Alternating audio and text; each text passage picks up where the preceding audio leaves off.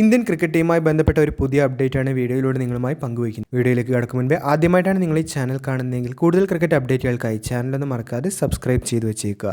ഒരു കാലത്ത് Indian cricket ടീമിന്റെ ഏറ്റവും വലിയ പ്രശ്നം മികച്ച ബാക്കപ്പ് താരങ്ങളുടെ അഭാവമായിരുന്നു. പക്ഷേ ഇന്ന് സാഹചര്യം പൂർണ്ണമായും മാറിയിരിക്കുകയാണ്. ഓരോ സ്ഥാനത്തിനും വേണ്ടി 2-3 താരങ്ങൾ തയ്യാറായി നിൽക്കുകയാണ്. സിംബാബ്വെ പരമ്പരയിലും നമ്മൾ അത് കണ്ടിരുന്നു. യുവതാരങ്ങൾക്ക് തുടർച്ചയായി അവസരം ലഭിച്ചു. ചിലർ ആ അവസരങ്ങൾ മികച്ച രീതിയിൽ തന്നെ ഉപയോഗിക്കുകയും ചെയ്തിരുന്നു. ഇന്ത്യൻ ക്രിക്കറ്റിന് ഇത് സന്തോഷകരമായ കാര്യം തന്നെയാണ്.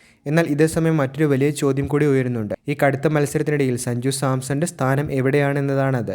ലോകകപ്പിൽ ഇന്ത്യയുടെ വിജയത്തിൽ നിർണായക പങ്കുവഹിച്ച താരം, ടൂർണമെന്റിലെ മികച്ച താരമായി തിരഞ്ഞെടുക്കപ്പെട്ട താരം, എന്നിട്ടും അടുത്ത പരമ്പരയിൽ ടീമിൽ നിന്ന് പുറത്താകുന്നു. ഇത് സഞ്ജുവിന് മാത്രമല്ല, ഇന്ത്യൻ ടീമിൽ ഇന്ന് ഓരോ താരവും നേരിടുന്ന യാഥാർത്ഥ്യം കൂടിയാണ്. ഒരു മോശം പരമ്പര പോലും നിങ്ങളുടെ സ്ഥാനം അപകടത്തിലാക്കുമെന്നുള്ള സൂചന തന്നെയാണ് ഇത് നൽകുന്നത്. മറുവശത്ത് ഒരു മികച്ച പരമ്പര പുതിയൊരു താരത്തെ നേരെ ഇന്ത്യൻ ടീമിന്റെ പ്രധാന പദ്ധതികളിലേക്ക് എത്തിക്കും.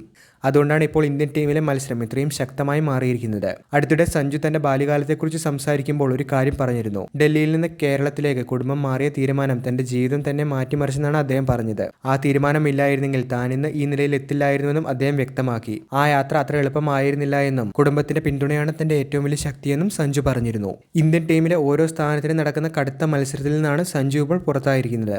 യുവതാരങ്ങൾ മികച്ച പ്രകടനം നടത്തുമ്പോൾ സെലക്ടർമാർക്ക് തീരുമാനങ്ങൾ കൂടുതൽ ബുദ്ധിമുട്ടായി മാറുകയാണ്. ഇന്ത്യക്ക് ലോകത്തിലെ ഏറ്റവും ശക്തരായ ബെഞ്ച് സ്ട്രെങ്ത് രൂപപ്പെടുക തന്നെയാണ് ഇവിടെ ചെയ്യുന്നത്. അതുകൊണ്ട് സഞ്ജു തിരിച്ചു വരണമെങ്കിൽ ഒരു അവസരം മാത്രം പോരാ.